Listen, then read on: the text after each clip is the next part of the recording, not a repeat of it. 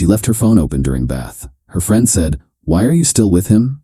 You could do so much better." She replied, "I know, but free rent is free rent." I screenshot it and packed her bags. She woke up to suitcases by the door. Hey viewers, huge thanks to everyone who's already subscribed. We're getting super close to 10,000. If you haven't yet, hit that subscribe button and help us reach that milestone. I'm 36M and own a 3-bedroom house in a decent neighborhood. Bought it 5 years ago, mortgage is reasonable, and I've got it set up exactly how I like it. Been dating Melissa 29F for about 14 months. She moved in around month 8 when her lease ended, said she wanted to test living together before we got more serious. Here's the thing about Melissa moving in. She offered to split utilities, but I said don't worry about it, just cover your own car payment and phone bill. House is paid for, utilities run maybe $250 a month, didn't seem worth splitting hairs over. She seemed grateful and said she'd contribute by cooking more and keeping the place clean. That lasted about 2 weeks. Melissa's got this group of girlfriends who come over every couple weeks for wine nights. Usually I make myself scarce, go to my buddy's place or work in the garage. Not trying to intrude on girl time, plus they get pretty loud and gossipy. Last Friday, they're having one of their sessions. I'm upstairs in my office doing some paperwork when I hear them getting settled in the living room. Around 8 p.m. Melissa yells up that she's taking a bath and they're ordering food. Fine by me. I've got invoices to sort through anyway. Around 9 p.m. I need to grab something from the bedroom. As I'm walking down the hall, I hear Melissa's phone going off constantly on the nightstand. She's in the bathroom with the door open, music playing, talking to someone. I can hear her side of the conversation clearly. I know, Amanda. I know. Trust me, I think about it all the time. Pause. Why am I still with him? Honestly, free rent is free rent. Why would I pay $1,800 a month when I can live here for nothing? My blood goes cold. I stop in the hallway and listen.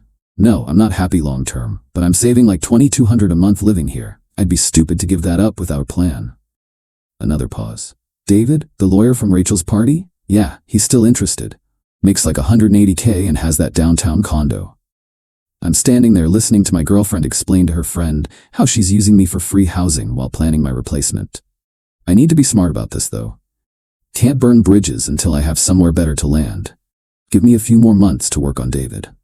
Pause. Trust me, I'm not staying with Mike long term. He's a decent guy, but he's basic. Electrician money, Olive Garden dates, you know? I want more than that. I hear her shifting in the tub. Amanda, I'm literally saving enough money to put a down payment on my own place if the David thing doesn't work out. This arrangement is too good to mess up by being hasty. I've heard enough. I go back to my office and sit there processing what I just learned. 14 months of my life. 14 months of thinking we were building something, while she was literally using me as a savings account with benefits. The casual way she talked about burning bridges and needing a few more months is what really gets me. Like I'm some kind of financial stepping stone. I can hear her downstairs with her friends now, probably continuing the same conversation in person. Around 11 p.m., her friends leave. Melissa comes upstairs and gets into bed like nothing happened. How was your night, babe? Fine, just working on some stuff. The girls and I were talking about taking a trip to Napa next month. Would that be okay? A trip funded by the money she's saving by living in my house rent-free. Sure, sounds fun. She snuggles up next to me and falls asleep within minutes, probably dreaming about her lawyer upgrade. I lie there until about 2 a.m., then quietly get up and go to the garage. Start pulling out suitcases and duffel bags from storage. Spend the next 4 hours methodically packing her stuff. Clothes from the closet, makeup from the bathroom, books from the living room, everything. I'm not angry, just focused. Like I'm helping her move out, which I guess I am. Pack everything neatly, nothing thrown around or damaged.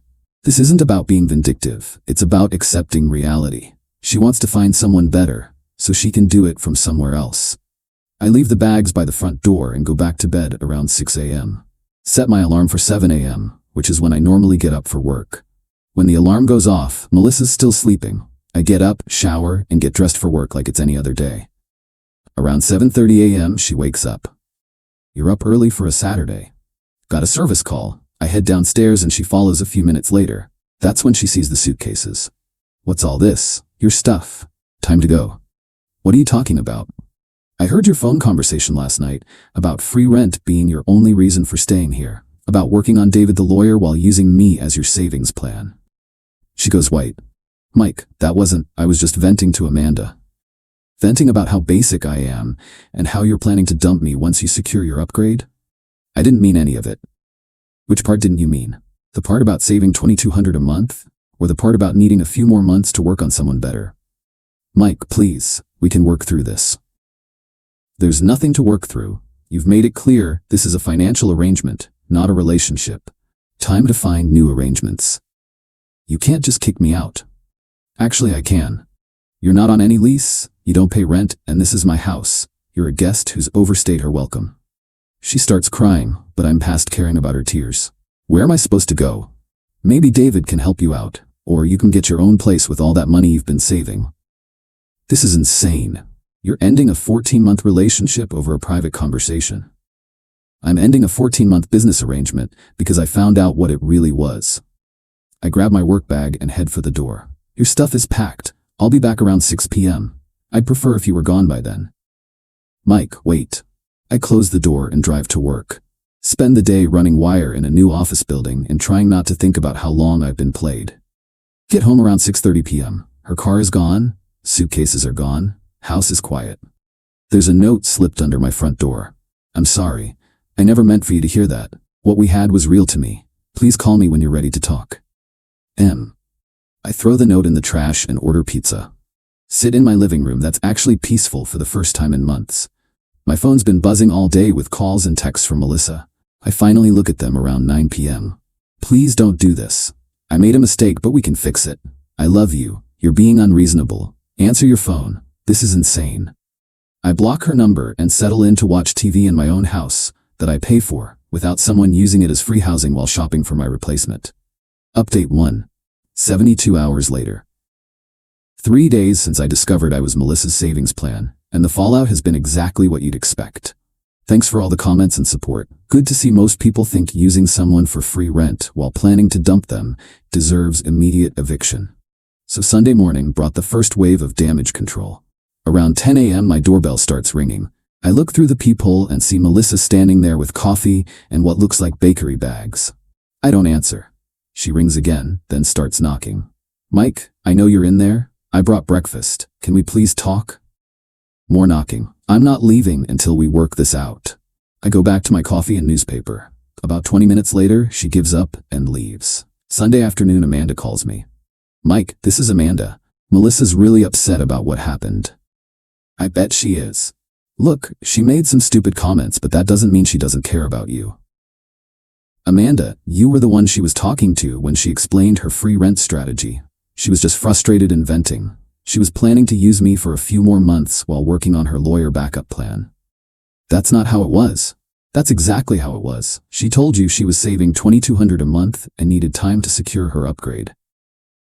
Mike, please don't throw away a good relationship over girl talk. Good relationships don't involve one person using the other as a financial stepping stone. I hang up and block Amanda's number too. Monday brought a new strategy. Melissa showed up at my work site around lunchtime. I'm pulling wire in a commercial building when my foreman tells me someone's asking for me outside. I walk to the parking lot and see Melissa standing by her car. Mike, we need to talk. No, we don't.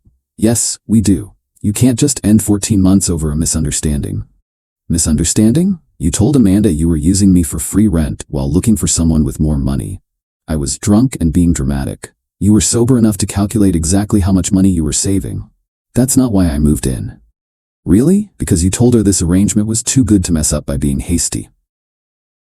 Some of my coworkers are starting to notice the drama. This isn't the place for this conversation. Melissa, I'm working. You need to leave.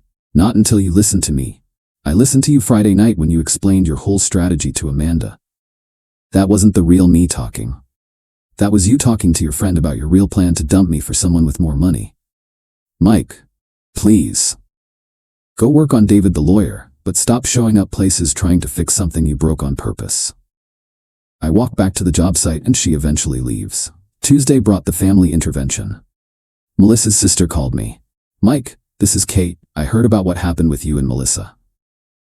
Kate and I had always gotten along. She seemed more grounded than Melissa. Hey Kate, she told me you found out about some conversation and thinks she was using you. Not think, no. I heard her explain the whole arrangement to Amanda. Mike, I know my sister, she really cares about you. Your sister told her friend she was saving money living here rent-free while working on a guy who makes $180K. Long pause. She actually said that? Word for word. Another pause. Mike, I'm really sorry. I had no idea she was thinking that way. Now you know. That's actually disgusting. I'm kind of sick thinking about it. That makes two of us. Mike, for what it's worth, I think you're a good guy who deserves way better than this. Thanks, Kate. I appreciate that. Are you definitely done with her? Completely. Good. I love my sister, but this is really messed up. Wednesday brought Melissa's most desperate move. I get home from work to find her sitting on my front porch. How long have you been here? About an hour. You can't just camp out on my property. Mike, please just hear me out. There's nothing to hear. I made a terrible mistake. That conversation doesn't represent how I really feel about you. It represents exactly how you feel. You said I was basic and you wanted someone with more money. I was just being stupid. For 14 months? Because that's how long you've been living here rent-free while apparently shopping for upgrades. That's not what was happening. Melissa, you told Amanda you needed a few more months to work on David. How is that not exactly what was happening? She starts crying again. I don't want to lose you. You already did. The moment you decided I was good enough for free housing but not good enough for your future. That's not true. It's completely true. Free rent is free rent, remember? Mike, I love you. You love my house and my utility payments. There's a difference. Give me a chance to prove that's not true. You had 14 months to prove it. Instead, you proved the opposite. If you don't let me in, I'll have to sleep in my car. That's not my problem anymore. And if you don't leave my property, I'm calling the police. She finally gets up and walks to her car, but doesn't leave right away. Just sits there for about 10 minutes before driving off. I changed my locks that night. Should have done that Saturday. Haven't heard from her since. Either she finally got the message or she's working on that lawyer upgrade she mentioned. House feels like mine again.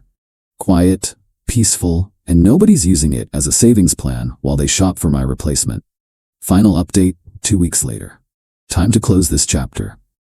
It's been 2 weeks since I discovered Melissa's rent-free housing strategy, and the aftermath has played out exactly like you'd expect. After the porch confrontation, Melissa went quiet for about a week. No more surprise visits, no more friend calls, no more family interventions. I figured she'd either accepted reality or moved on to working her lawyer angle. Turns out it was door number 2. Last Friday I run into her sister Kate at the grocery store. Hey Mike, how are you doing?